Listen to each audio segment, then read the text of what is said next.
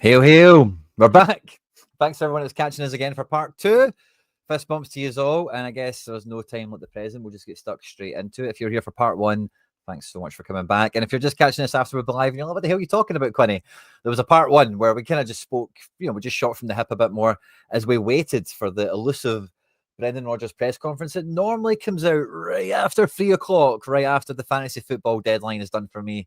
And I need it before 3 o'clock if you don't know the context. And today it released at 13 minutes ago at point of recording, which is like 25 past 6 or something like that. So let's see, it's 31 minutes long. A lot of you guys suspect that Celtic media team were thoroughly editing this. So it'll be interesting to see. We'll pause and we'll react to stuff as we go through it. I'll be taking thoughts and feelings from the live chat. We've got the live chat box on screen as well. At any point in the video, if you do laugh, you learn, you like something, you cry, whatever, like and subscribe to the channel. Please support the channel. Maybe we'll find some more Jungle Gyms to come and hang out with us, and we can fire towards our goal with 18,888 subscribers together.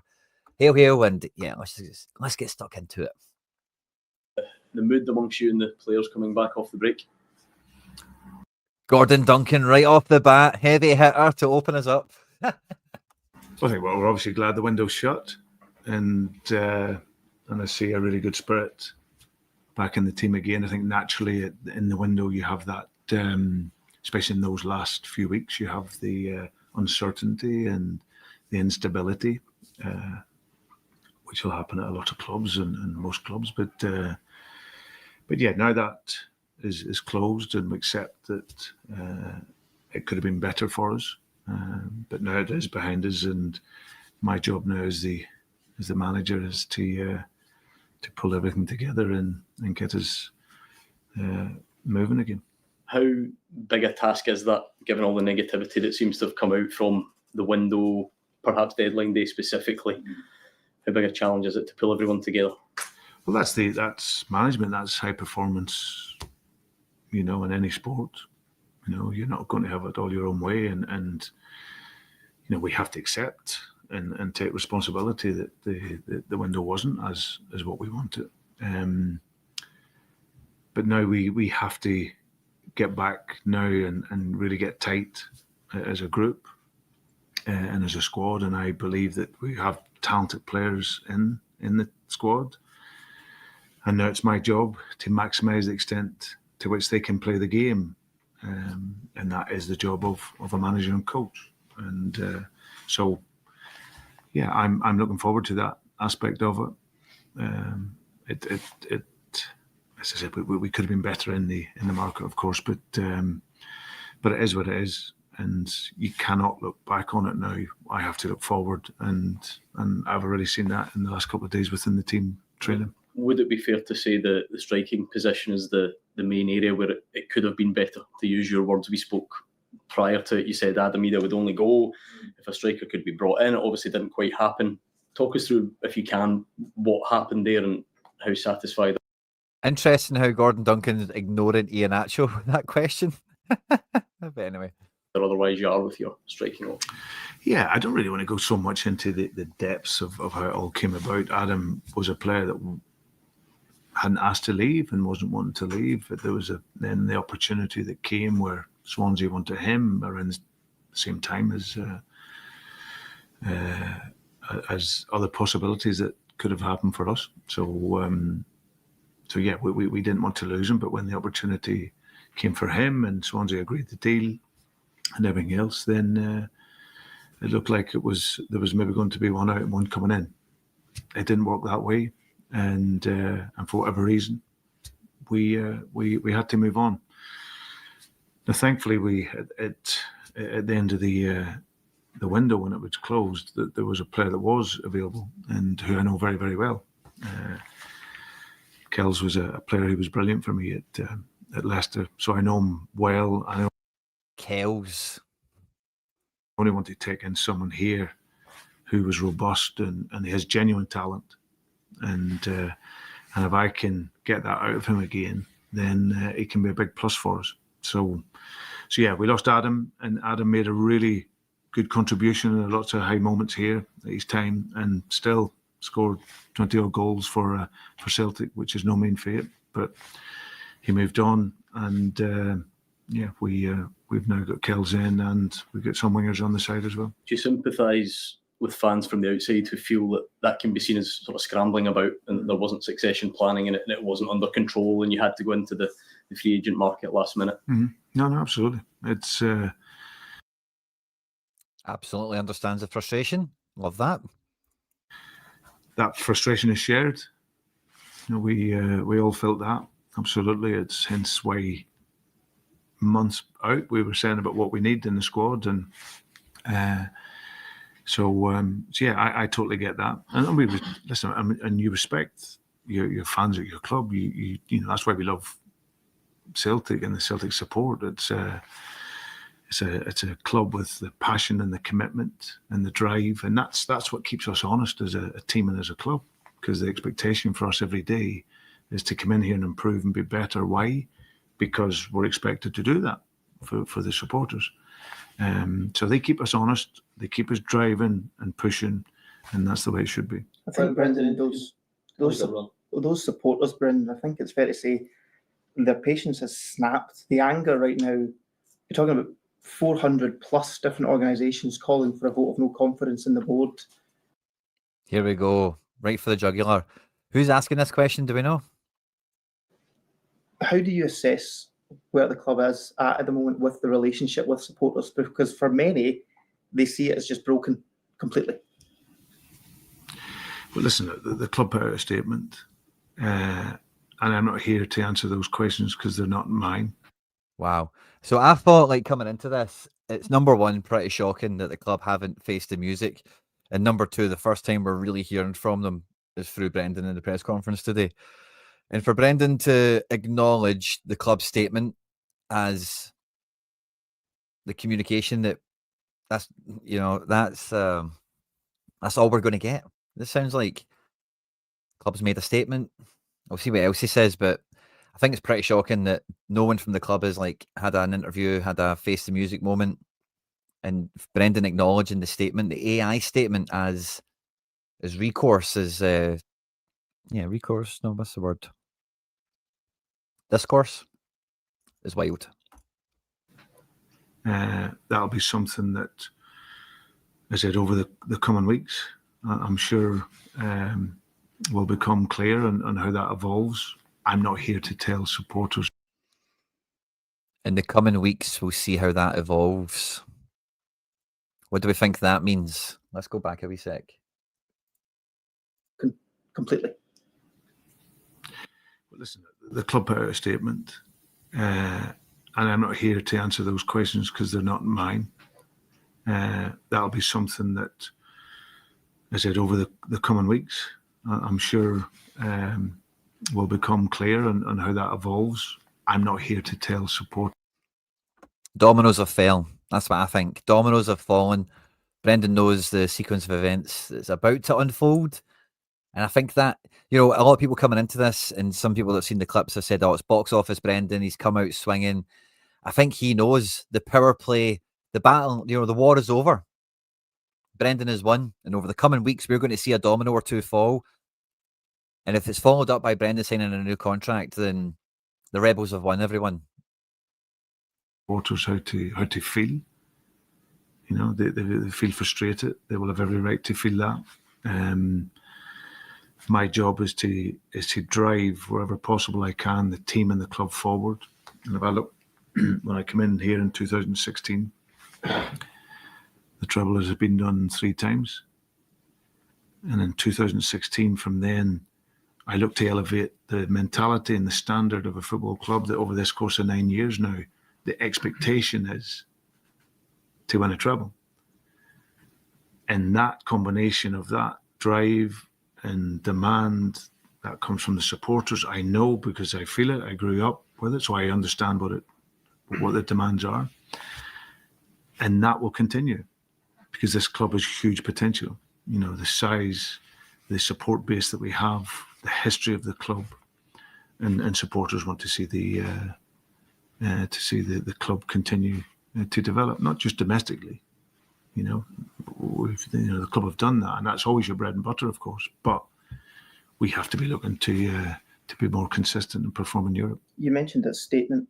Does the communication from the club have to be better? I think the fans have been angered by that statement, calling Fantastic follow-up question, by the way. Well done to this man. it condescending, tone deaf as to what was required. 9 o'clock on a Saturday night is not what the fans were looking for as an explanation. Can you understand that? And does, as a club, the communication to supporters have to get better? Well, yeah, I've always believed that the quality of your life is the quality of your communication. And if you can share that, and especially in this modern world where there's so many avenues open to communication, and then I believe that after this summer, I think that is something most definitely that the club will look at, because it gives you, listen, you can't always say everything, and the real detail around happenings that are going on, but you certainly can engage, and I've got no doubt that will improve after this summer, because as I said, it's fans want it, the modern society demands it, and you can still run a really successful business by communicating well. You mentioned before about Nothing wrong with that at all. ambition, and that's what, if you were to stay, would keep you here. How the club have handled it over the last couple of weeks in terms of the window, is that the level of ambition that would keep you here, or has the last 2 weeks impacted your thoughts on your future at this club? 3 out of 3 for this guy. Nailed his questions. My thoughts currently is just purely on getting the team playing back with our identity again. That's my thinking. I think the last few weeks of the window impacted our players. Some will say it shouldn't, but it's natural because the players themselves know what was needed and what they wanted. And I think that gave our performance level what I felt we were in slow motion and how we play, because our identity is all about speed and penetration, and when our game looks like that, we're a really good side. So that's my focus in this very moment, getting the identity of the team back, and then looking forward into the competitions. Brendan, you've talked about driving the team forward. You're not the man to stand still if Celtic don't want to progress. You're not the man for Celtic then. Do you feel that with the squad you've got for the rest of the season, you can drive the club forward, you can progress in the next 12 months? Yeah, listen, my job as the manager, this is the situation that I'm now in. And I've never been more determined now, especially after the window shutting and where we're at, to succeed this season. It's also my duty. My duty now is to develop the players that we have. We can talk about what we have and what we haven't had, and we had opportunities to do other work, but we haven't for whatever reason. My job now, and this is the excitement that I have and the challenge that we have in terms of getting this team playing how I want them to play, and bedding in the new players. And like I said, I have a duty for those guys that are here, the staff that are here, what we create, and then roll that out to the supporters and give them that excitement that is an expectation here. You're talking just about the communication. There's a wee ramble there. All the journalists itching to get their questions in. I think that this is typical Brendan since he's been back at Celtic this time, where he is very clear that I am the head coach, or I am the manager of the football department. And it's good to hear that he's maybe towing the company line ever so slightly and still kind of shielding them from the sins of yesterday. But this is kind of the attitude you want. It's one of the things I loved about Ange, and it's one of the things that, if Brendan cracks on and follows through with this, I love about Brendan as well, where you're just getting down to it. You're no more like, I watch a lot of football, as you guys know, outside of Celtic, and the amount of excuses and moaning and people make because they've not got the perfect centre back, or the goalkeeper can't quite do, they're professional players. Like, you'll be able, like, work it out, kind of thing. So I kind of like that response, but I do note it's also a little bit of status quo also, isn't it? But good to hear that it's the kind of tunnel vision. As windows closed, can't do anything about it, maximise what we've got here, And Brendan's probably thinking, hey, if we win a treble or do something mad with, I actually stopped the video and I was laughing out loud. But imagine we did something in the Europa League like with this squad. Of all the squads we've had in all the years where we've been optimistic and ambitious in Europe, wouldn't that be hilarious? So, yeah. Change. You think it will change going forward after some communication from the club down to the supporters? Do you feel that the way the club operate in the transfer market needs to change as well, given that it wasn't the most successful window, or do you think it was just a one-off and the way the club has operated over the years will work again in future windows? No, listen, my own personal take, and I can say it here because I'm not saying something I haven't said a number of times behind here. I think that the business model of the club is highly successful. What we have to marry that in with is the football squad and the makeup of the squad and how we build the squad, and not just investment but timing of investment. So there's absolutely no doubt that needs to be looked at, because it was pretty clear what we needed, and not just needed but needed it early. Because us football people and supporters, our ambition is we want to be in the highest possible level that we can be. And it was clear that we had these qualification games. We go into last season, we spoke about it then, midway through the season, towards the end of the season. Summer 2025 was a critical window for us to get players in. Any recycling of the squad, we had to be able to do it early to bring players in, so we were ready for these games. And we weren't ready.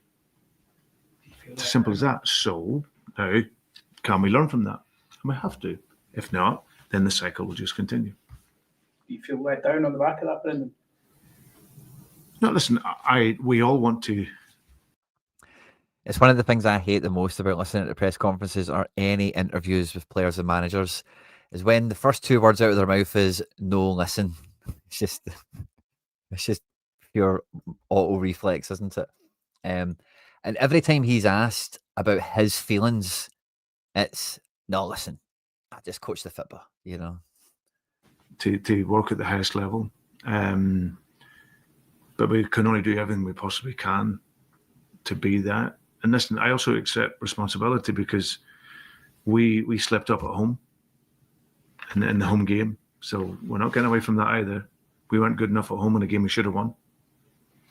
And then you then go over to Kazakhstan, and then you're relying on something there, and then you go to penalties, and all of a sudden you're out. But no, it's not about me. Yes, I want Celtic to be the very best that it can be. My ambition is for the club, for our supporters, for the players. So it's not a personal thing for me. I can only do my very best to improve what it is we need it to improve. Then whatever situation I'm in, I will then look to be the very best that I can be. Great point, Strangelove, and yeah, I don't think he shied away from it.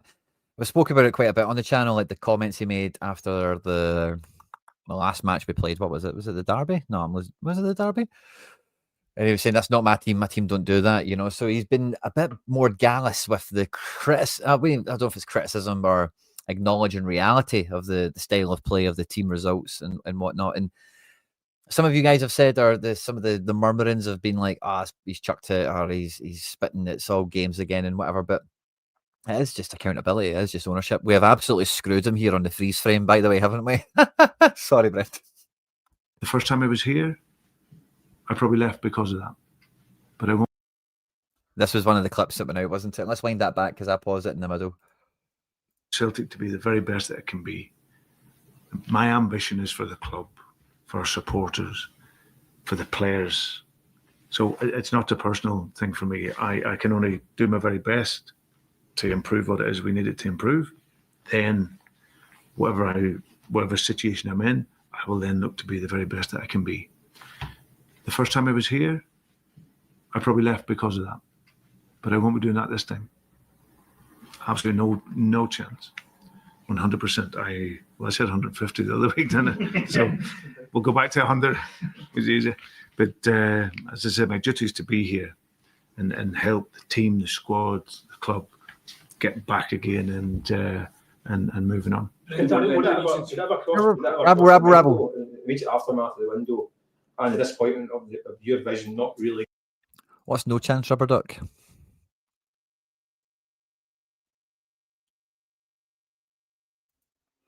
I think the fact he's talking like this is good for us. Like, I said it at the beginning of the show, so some of you might just be catching in, but there was a comment right at the beginning where I think the dominoes have fallen. Brendan kind of alludes to we will see that in the coming weeks, some further communication in the aftermath of the travesty, the catastrophe that we've just had in the transfer window. I'll wind this back a wee second so we can hear the question properly. And moving on. Would that ever cross your mind though, in the immediate aftermath of the window and the disappointment of your vision not really getting matched with the window itself? Did it cross your mind at any point in time in that immediate aftermath to walk away? No, it didn't, Michael. It didn't make me think to walk away. I just felt empty, if I'm honest. Yeah, I think that's what we all felt, wasn't it? Gutted, empty. For him, like, see, for the people that are in the front line, especially if, I take Brendan at face value. I think anyone else has got every right to think what they think, but I don't think there's any reason to not take him at face value. Being that close to it all, think about how I think about how I felt, you think about how you felt. Imagine being the actual manager, having to deal with these imbeciles or whatever it is that's broken the machine over the summer. Empty. That's exactly how I felt. I can sympathise, and I believe what he says. It was a long process, and the weight is on your shoulders when you're here carrying everything. So then when it doesn't quite go the way you want, then of course you have an empty feeling. But then, as one of the leaders of the club, and particularly the manager of the team, you've got to get your head around it, and you got to deal with it, and then you got to try and maximise the best of what you have, and that's what I've done all my career. Brendan, Power to you, Brendan. What you're saying, the general feeling out there is that you'll go at the end of the season. Can you give the fans any clarity on that in terms of future? Fantastic question. Whoever did that, by the way, is get grapefruit cojones. Following that last response right up with what about your contract, Brendan? No, it hasn't really changed from the last time. I think I mentioned it a few weeks back. I would love to stay here longer. I've had sort of informal chats with Dermot and with Michael. I haven't had an offer yet to think over, and until that comes, then I'm not going to be so arrogant to say, yeah, I don't want to be here for another 3 years. The club might not want me. So I have to respect that. And until that happens, until there's something serious on a piece of paper, and then I just continue to do my job. So even after, I said it, guys. Why would Brendan want to leave again? Like, what is there to do? Except for like having some sort of foreign adventure, he will not have the job security like he does at Celtic. He won't have everything that we know that he maybe took for granted the first time he was here, like quality of life, work-life balance, achieving stuff, making history, leading Celtic forward in Europe somehow, somewhat. Like he said, I could stay for another 3 years and they might not want me. We've heard that kind of chat before, that inside the club, and I think that we've not got to that part of the press conference yet. But, if Brendan's signing up, let's back him. You know what I mean? Like, and I mentioned this before when it comes to like the board or whatever, right? Because, and I say we just use that as a general term because we don't know the ins and outs of who does what and whose role and responsibility. There's hearsay, there's rumor, you can connect dots. I get that, right? But we don't know, right? So that's just where I'm going to live until we do know. And if you are Dermot Desmond or you are the power it be, if you've got a superstar working for you, and I've did a bunch of jobs, I've ran some businesses, I've been a manager in places, whatever. If you've got one person that's really the driving force on the results or on the department or on the whatever, that's your golden child. That's the person you look after the most. And like I said, I'm sure it was Paul John I had this chat with, every person in Celtic, there's 1,000 to more people that could do every job at that club except the manager. There's not 1,000 people out there that could be the Celtic manager. So everyone except the manager is infinitely more replaceable. So when you've got a guy like Brendan, I think, at the helm, everyone else is expendable. everything that's happened, and as you said, you felt empty at the end of the window, you would still be open to staying under the right circumstances. Yeah, 100%. As long as everything's aligned, and we can operate how. That's what I'm saying, guys. If Brendan gets another contract, that's massive for us, because he's saying if everything's aligned and the club want me, they want me because I want this alignment, then we're in. So if we get a new deal for Brendan, I think that's massive. We want to. Absolutely. That's why I came back. I came back to hopefully stay for more than 3 years. What I would guarantee was that I would do 3 years. Now, he's saying he maintains this, right? But this is the first time he has spoken like this. I listen to every press conference. We do a lot of them on show, as you guys will see today. He has never spoken beyond year 3. He has categorically avoided talking beyond year 3, beyond the little soundbite he just repeated for us a minute ago that we've had over the previous weeks. I'm going to skip this back 5 seconds just to catch the full soundbite he's given us just now. But that's it. Guys, dominoes have fallen. I'm telling you, dominoes have fallen. The Rebels have won. Brendan's in charge. Absolutely. That's why I came back. I came back to hopefully stay for more than 3 years. What I would guarantee was that I would do 3. And what would happen if you stayed for more than 3 years, Brendan? 3 years. Which, all been well, I've been categoric in that. So I want to do 3 years, and I'm more so determined than this year to do it. And if going forward, if I do get offered a deal, then of course there needs to be conditions within that allows me to work to the best I possibly can. If not, then it's maybe just there's two philosophies that don't quite add up. And I also accept that. I'll go away, I'll be a Celtic supporter for the rest of my life, and we'll go our separate ways. But my hope was to come back here to take the club forward.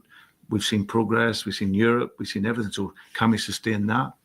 And it hasn't quite happened for us in the Champions League. But I'm hopeful that in the future something can be resolved. The dominoes have fallen, guys. I'll say it again. The Rebels have won. One of the things that was in the statement seemed to be a kind of a reason given for lack of activity was FFP.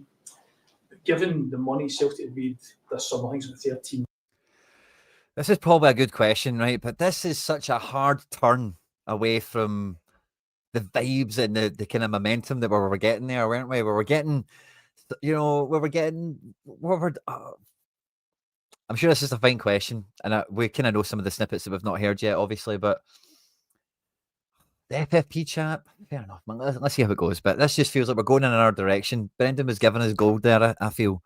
10 million, the money he had in the bank last year, I think 65 at last count. Could you understand why people would struggle to their heads around that as a reason for not doing more business? Yeah, and like I say, they're not my questions to answer. It's the statement. So the statement was made, and I'm pretty sure that some of the guys if the chief executive or the chairman sat here, then I'm sure they'd be speaking. But they're not, and they're not my questions to answer. But they're not, Brendan. You say it. They would be sitting here if they had the cojones. Are they the cowards? Oh, you can infer. But I understand why, when you have that level of resource, why we would ask the question. Did you yourself get any sort of explanation then from the board about why certain things didn't happen? Because obviously the public explanation was one the fans weren't happy with. Did you have any other sort of explanation? No, it was the same. It was the same as what? Am I glitching? That level of resource, why we would ask the question. Did you yourself get any sort of explanation then from the board about why certain things didn't happen? Because obviously Or the explanation he got was the same thing that's in the statement.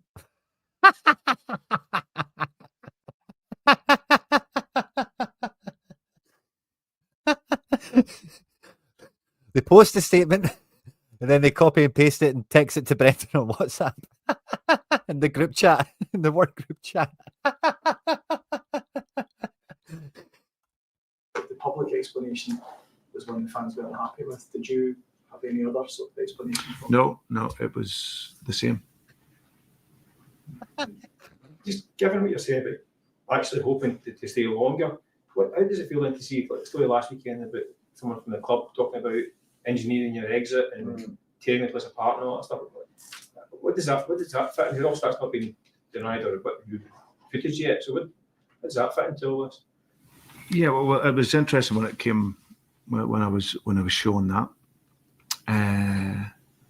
My honest take, I thought it was a cowardly action by whoever it is.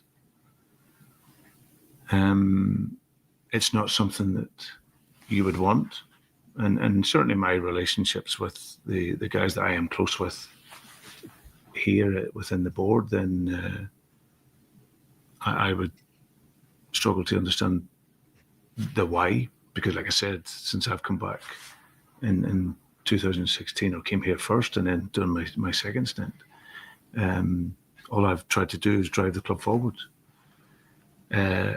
Was I surprised by it, Michael? Not really. I think I was briefed upon the first time I was here. Right, so we've heard this clip a bit already, right? Was he surprised? No. He was briefed upon it the first time he came to the club. What does that mean? That means Neil Lennon, Gordon Strachan, Martin O'Neill, take your pick, has told him they'll screw you in the media. They use the media. They're in with the media to funnel messages out there and da-da-da, whatever. That's what that means, you know, that I was briefed that this could happen when I came in 2016. When I left. He felt it when he left, didn't he? Now, since I've come back. And now that he's came back, he's felt it again. So that's what, if you kind of listen to it in the one breath, it, you know, it's not that it's incoherent, but I'm just kind of translating, I guess, maybe for no reason. Was I surprised by it, Michael? Not really. I think I was briefed upon the first time I was here, when I left, and now since I've come back. But I'm thick-skinned, and it's because I want to do so well here and determined to do so well. But I know, Dermot, Michael, the guys that I work with on a daily basis, or certainly communicate with on a daily basis, they feel the same as I. But of course, when it comes out and when the need for that to be out there like that, I think if you speak. So, twice he has said Dermot and Michael in favourable terms, right? And I know Michael Nicholson isn't everyone's favourite person right now, but the chat is going on and on and on, saying that it's definitely Peter Lawwell. And Peter is never mentioned, is he? You know, like all of this, it really does, when you see the absence of the Peter Lawwell, he was briefed on it before he came in. I think Peter Lawwell was quite easily the longest standing member of the trio, obviously Dermot Desmond, but you know what I mean? Like, Michael Nicholson hasn't always been the head. It was formerly Peter Lawwell, wasn't it? And maybe it goes on to maybe bring Peter Lawwell into the favourable mentions crew, but as of yet, the favourable mentions crew is Kelechi Iheanacho, Adamida, Dermot Desmond, and Michael Nicholson. You speak to any of my staff here, speak to players, they know all I ever do is give everything for them. I respect them. Most of them will have got new contracts in my times here. Staff will have had new deals and you know, increase their wages, and so I always try to improve the conditions for them. And okay, if there's something to nitpick, I would say, yeah, my drive is to make Celtic the very best it can be, but all within, not unrealistic, not Premier League money, not, you know, millions and millions and millions. And if you look at what I've spent to what has been brought in, that will also tell you. So yeah, it's disappointing when it. I don't know about you, right? I'm going to replay that, but it really feels like he's trying to reach across the desk and, come on, I don't want all the money, but just give me some of it. Got a bit of muscle memory there from like a previous meeting that he's had recently. 30 seconds is maybe a bit much, sorry. You know, millions and millions and millions. And if you look at what I've spent to what has been brought in, that will also tell you. So yeah, it's disappointing when it does come out. And like I said, it's a cowardly action. But it just makes me more determined to succeed here. That sounds like you know where it came from.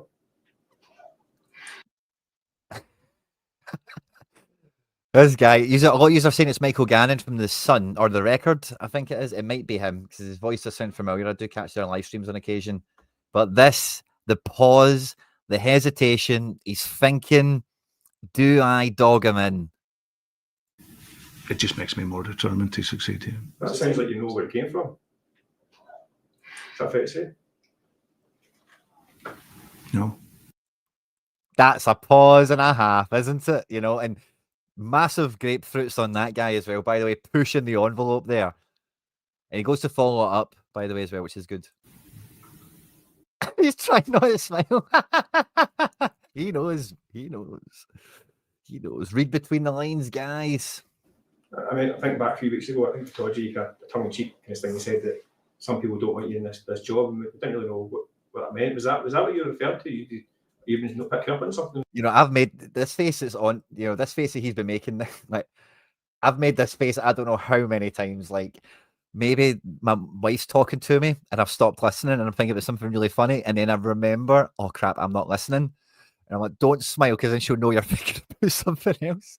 Or you're getting in trouble, and you know how sometimes you just get nervous and you're getting in trouble and you just want to smile. We've all felt that. Like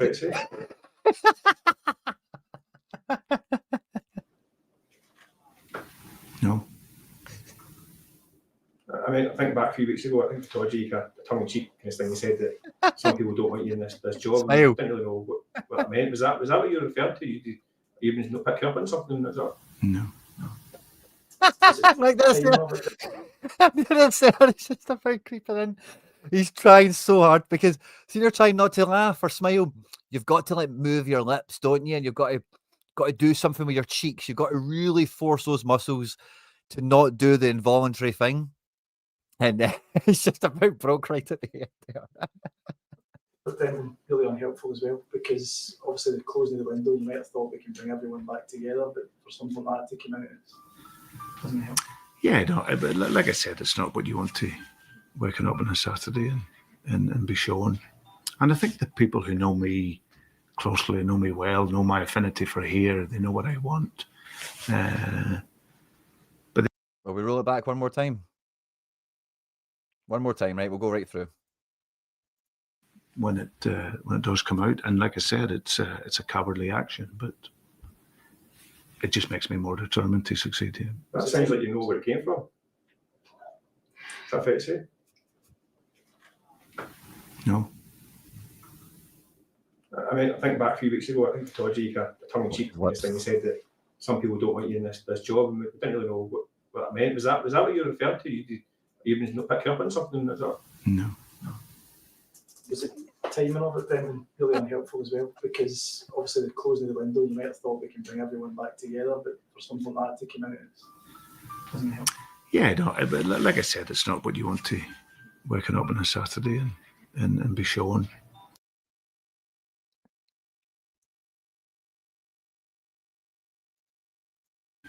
Waking up on a Saturday and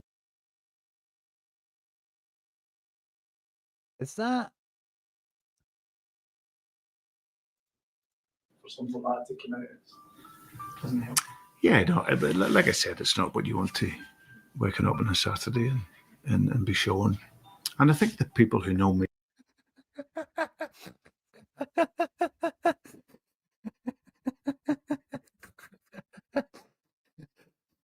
I feel like we're going to get like a flashback sequence or something kicking in there.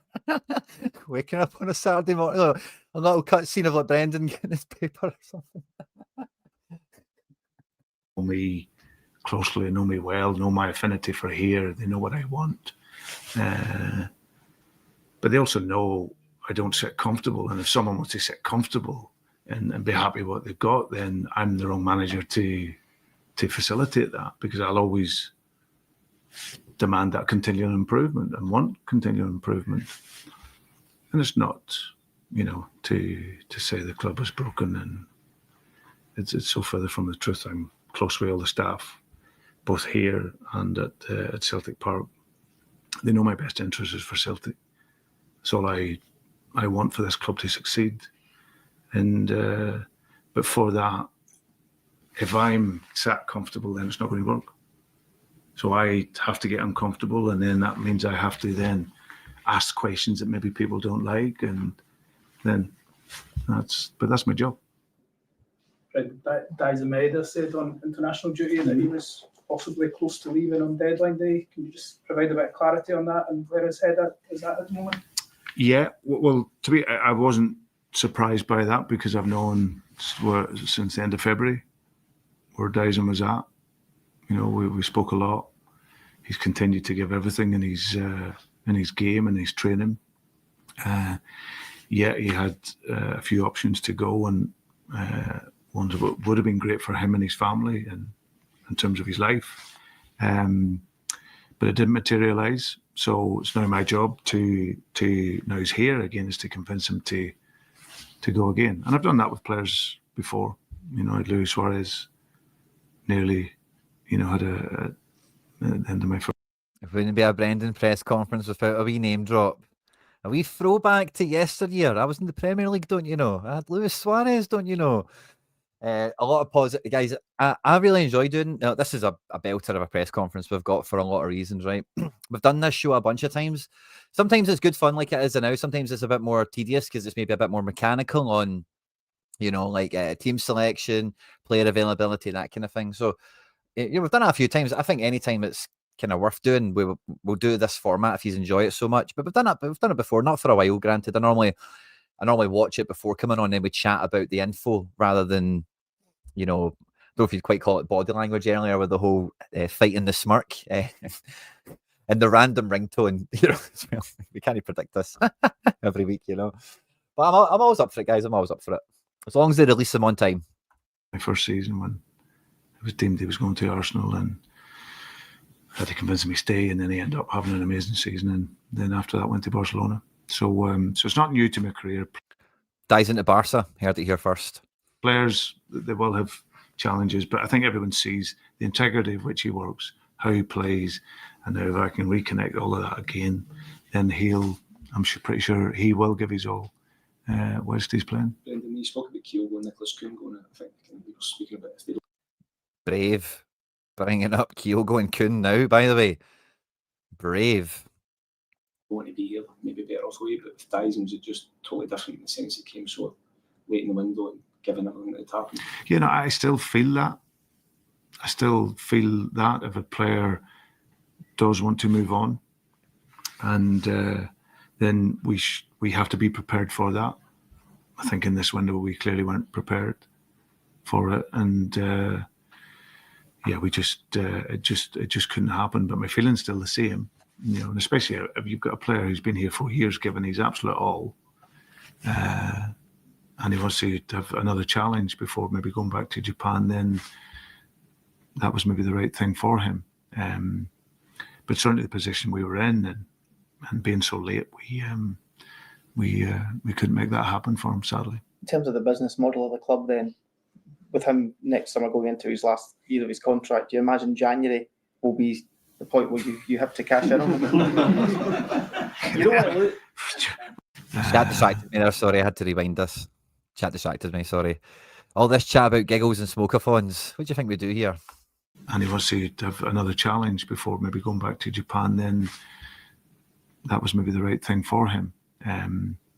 But certainly the position we were in and being so late, we couldn't make that happen for him, sadly. In terms of the business model of the club then, with him next summer going into his last year of his contract, do you imagine January will be the point where you have to cash in on him?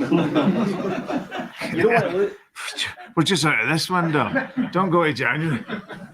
Christ, give us a wee breather. You're going to have to cash in if you want to continue. Whoever's asking this question has got right familiar there, hasn't he? This is like chatting to your pal in the pub. Oh, you've got to. Imagine January will be the point where you have to cash in on him. You don't want to lose. We're just out of this window. Don't go to January. Christ, give us a wee breather. You're going to have to cash in if you want to. Will you write that down then? You write that down. Is that what your thoughts are, though? It's going to have to be, is it not? I haven't even thought about it. Kieran Tierney and Tony Ralston, how are they after international duty? Yeah, Kane's just 23 minutes in. Team news.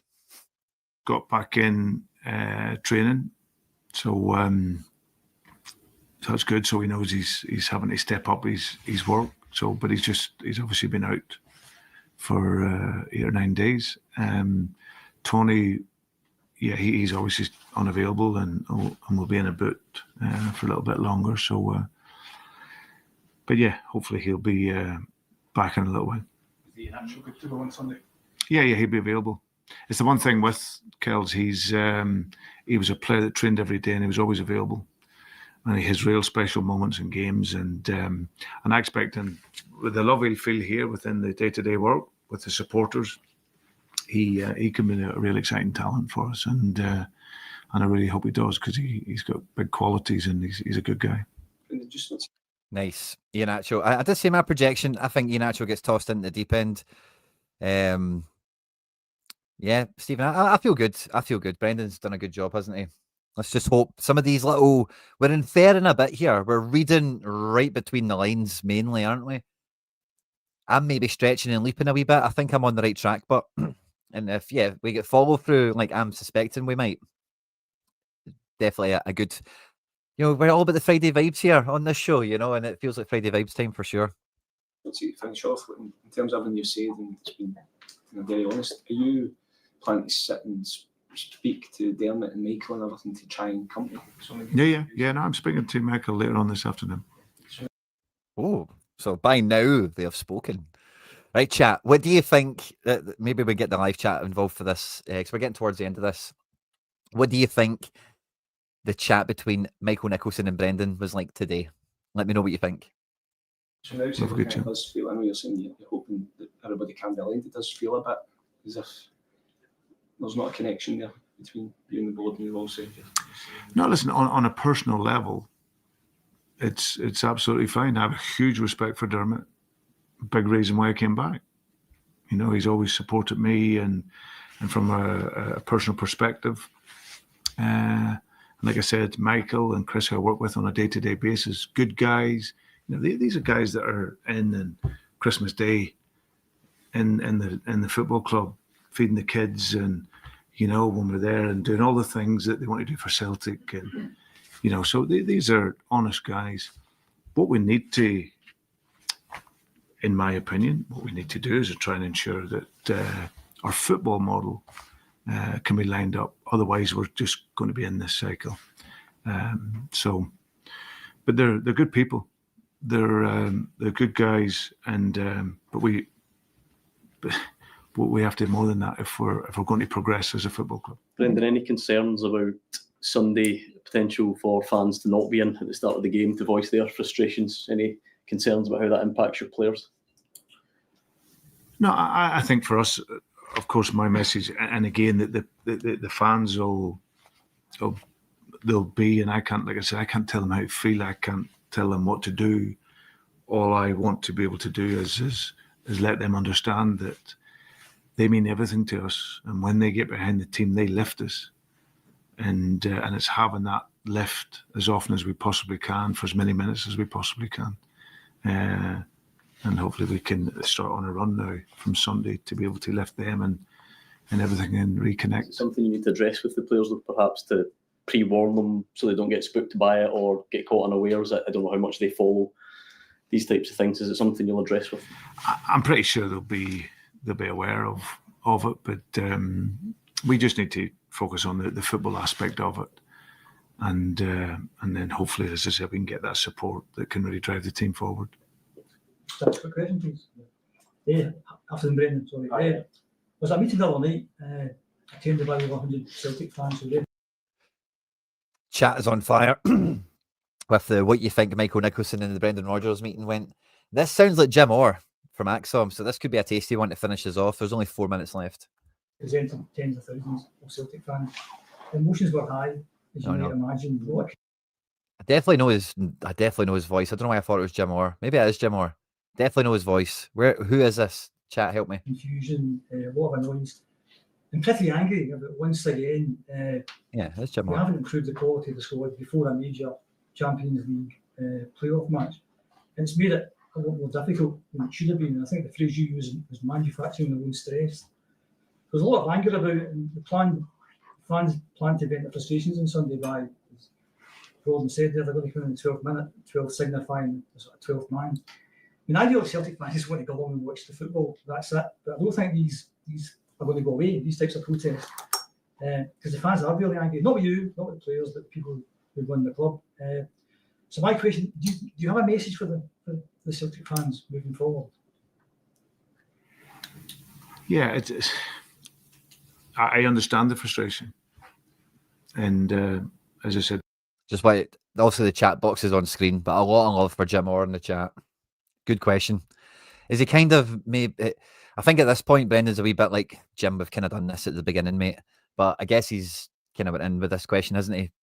Let's see if Brendan gives us something new. I'm not. That's not against the question or against Jim, but I feel Brendan's not going to say anything new at this point. But I also know that the quicker we can become one and become together, that's where the strength lies in Celtic. Everyone together, fighting for the one cause.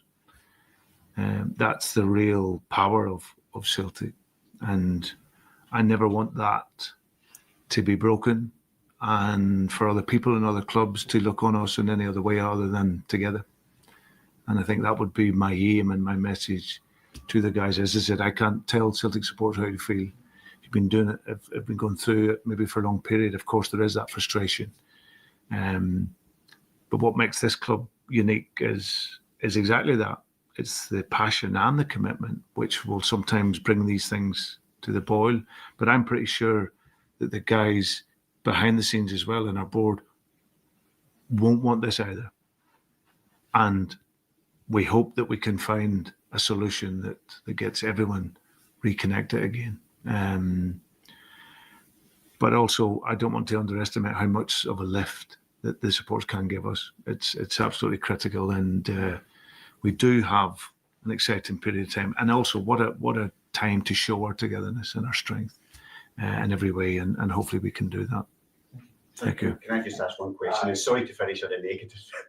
It's not that negative. What? Where's this guy been? Where have you been, mate? Person who was talking to the paper with that story on the Saturday morning. Do you think the club should do an investigation, find out who it is? And you called them cowardly. Do you think they should resign if it's found out who they are? Oh, I don't think there's any doubt. I think if you're sat in the position that I'm in, with, like I said, the weight of the club on your shoulders and to be the spokesperson, to be the manager and be the psychologist and be everything, it's so important that you feel supported. And I think that, like I said, it's anyone that is briefing against that person, and whenever they know they could come and speak to me at any time, and I'm here from early morning till late in the evening, or come to my house or do whatever, I would never think, listen, we all will have frustrations at times in our life, and especially Celtic people, we're always either moan about something or say something. But I would never, ever think, and there's no disrespect to me, I would never, ever think of going to bring that to the fore, to hurt someone else. Especially that when that someone else is trying to give everything to the club, and they actually didn't have to come back but wanted to come back because of his love for the club. So yeah, I'm pretty sure that there'll be some questions asked on it, because, like I said, there was quite a bit of detail in there, and wrong I may add, but now I took issue with this when I heard the clip. There's a good bit of detail in there, but wrong, I might add. Well, if it's wrong detail, that kind of that then, like, if you work somewhere, if you're Brendan and someone leaks something to the paper and there's details that are wrong, like blatantly wrong or incorrect, you'll be like, this is made up, or this person isn't really that connected. For you to feel this way, the details had to be on the money, had to be close to the bone, you know. So he wants to say that the report is somewhat accurate, I guess, without also giving it credence to the whole, like, the negative connotations of his involvement in the inner workings of the club, I guess. Yeah. And wrong, I may add. But hopefully we'll find out. What a way to finish. What a way to finish. Hopefully we'll find out. End screen. Roll credits. Very good question. Yeah, Harry Brady, somebody said that was. And yeah, I just couldn't. Sorry to finish on a negative. Like, when were they not talking about something negative? Really? It was my kind of jibe with that. Good press conference. And yeah, I think I echo a lot of the sentiment in the chat. Much better hearing from the word himself. I think a lot of people were publicizing the transcript of the press conference. I always prefer to hear from the manager himself, hear it from the horse's mouth. And as I say, mainly my main incentive on a Friday to catch the press conference as soon as it comes out is I'm after team news for fantasy football action. Obviously, the main news from that is Iheanacho is in the deep end. He's ready to rock and roll. Ralston's in a boot. Tierney's pretty sweet. He should be fine. But he did say he's been out for 8 days, so maybe, I don't know, maybe Tierney comes off the bench. That could still maybe happen, I suppose. No mention of Tuneke and Dyson in terms of availability for this weekend wasn't really outwardly stated to be positive or negative, you know. I'm glad it was a big press conference. It was much anticipated, and there was a lot of build up to it today, in fact, with just how late they put it out. So we've set the bar really high, and I don't want to do this as a staple and then where it's diminishing returns, you know, the show isn't always as good kind of thing. I'm always happy to do it. But as I say, we've done these before, so I just know a lot more of the press conferences are mechanical. I listen to every one of them. But if you want, I'll maybe try my best to just watch as many of them as we can on stream. This one was 31 minutes. Generally, they're like 18 minutes, maybe 13 minutes. They're not normally that long. So, yeah, maybe we'll just go back to that format. We'll see how it goes. But I don't want anyone getting overexcited that it's going to be is this, and you know, because there's a lot of stuff to get into today and stuff we've been waiting to hear on. And Brendan, everything he says is just revealing, because we know nothing other than that AI statement that he gets sent into his WhatsApp, to his group WhatsApp Saturday night. I think if there's anything else that I want to kind of mention, I think, you know, the benefit of me doing that as we go, I can kind of give my thoughts and feelings as we go, and I can see all you guys in the chat as well. Yeah, European ones can be fun. There's just not normally like a set schedule with them. Like Friday is always before the weekend, but if we're playing Tuesday, early kickoff, late kickoff, home away, we're playing, Thursday. I'm not sure it will be as uniform, but we'll do our best. I'll always do my best for you guys as well. The support we get on this channel is unreal, and I'll always do everything to give you the best content I can possibly make, whether it's videos or live streams or anything else.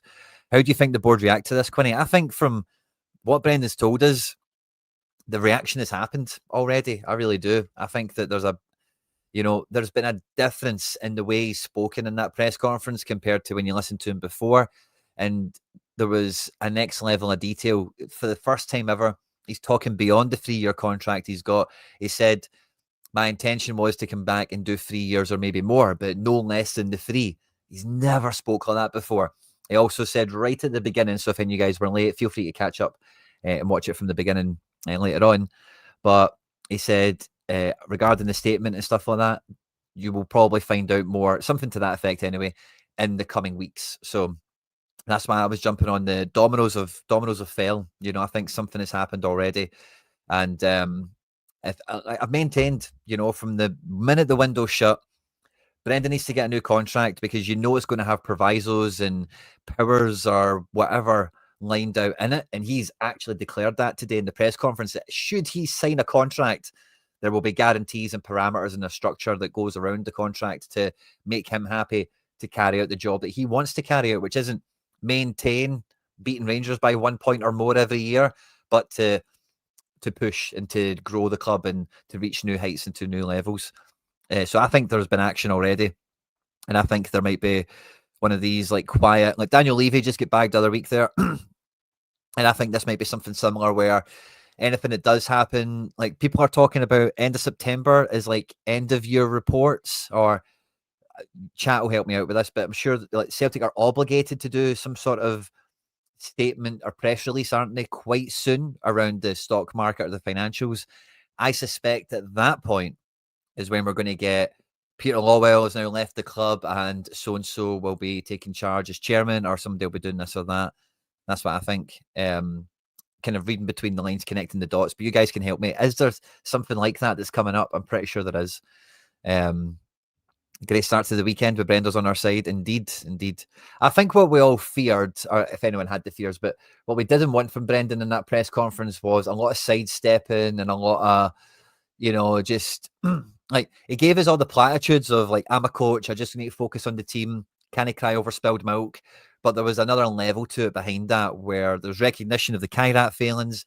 There's just the obvious elephant in the room being addressed, which we're all thankful for, because you do fear there's just going to be towing of the company line, since we've not heard from anyone in the club at all until today. That statement doesn't count. I don't think anyone's going to count that. So yeah. But box office Brendan, everyone else has been saying it on Twitter and everything from the clips coming out, but fully. And the boy from the Daily Record has got, I liked him anyway, but from today he's definitely went up a few notches in my estimation. You guys in the chat will seem to like him as well. And we've probably missed it. So I think they go live at 6, don't they? The Daily Record. That's who it is, isn't it? That guy, Michael Gannon. He's a Daily Record, I'm sure.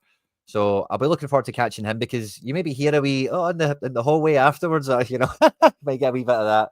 You never know. But yeah, optimism high. And when the 12th man comes in the 12th minute of the weekend, it is party time. One thing I will say before I love yous and leave yous is I'm going to be in Belfast tomorrow. What? Yeah, I'm going to be in Belfast tomorrow. My friend John Nellis, some of you might know him. He's a really, really big guy on social media. He's just reached 10 million YouTube subscribers mentally. So he's having a bit of a pint and a shindig for it.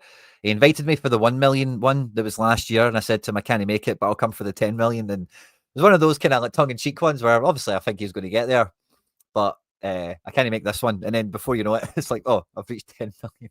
So I'm going to be in Belfast tomorrow. And I had to get this super early flight because it was cheaper. So I'm going to be there all day. The thing I'm doing is in the evening. And then I should get home still for the Kilmarnock game. I think my flight is like late morning. But yeah, leave a comment on the video after you've watched this. Any recommendations to watch the football in Belfast? Anywhere, Celtic clubs or whatever. Give me a shout. I've got nothing to do all day. I've got plenty of time to kill. So yeah. Thanks to everyone who's tuned in today. Fist bumps to you all. We're only on 66 likes, guys. It would be absolutely fantastic. Oh, San Fran, thank you very much for the generosity. It really does mean a lot. I'll have a pint in Belfast on you, San Fran. So thank you very much for that one. I forgot John did that video. You all know him. I'll have a good time. But thanks again, San Fran. It really does mean a lot. We went from 66. We've just jumped by the magic number of 67. Can we get to 88 likes as we sign off here? We've got 67, so that's definitely good enough. But thanks to everyone. Should be a great weekend. And I said with McBride last night, I was feeling like a good score at the weekend, and I had to try and contain my optimism. And I said my scoreline prediction for the weekend was 3-0. After that press conference, I'm going to let my optimism creep back in. I'm going to say 4-0, right? Have a great weekend. Match preview was live with McBride last night. Check that out. Of course, we had a part 1 to this show earlier. Check that out if you fancy. And tomorrow, 8 a.m., we'll have the full Europa League opposition analysis out on the channel. It's already been out on early access for all the Substack supporters. Substack is £1 a week, £4 a month. All the content goes out there with no adverts on it, and you get to read all of the insider scoops, all the stuff that we've got here, all the news stories and press articles, and I say all the stuff that we get stuck into there. Supports me, supports the content, supports everything at Celts Are Here HQ. It's £1 a week, £4 a month. So yeah, that's been on for them. But tomorrow, 8 o'clock, if you're on the YouTube channel, it's a doozy. Took me a long time to make it, and I hope you all enjoy it. Have a great night. Have a great weekend. Fingers crossed that we get it on the pitch. Hail, hail, won the hoops.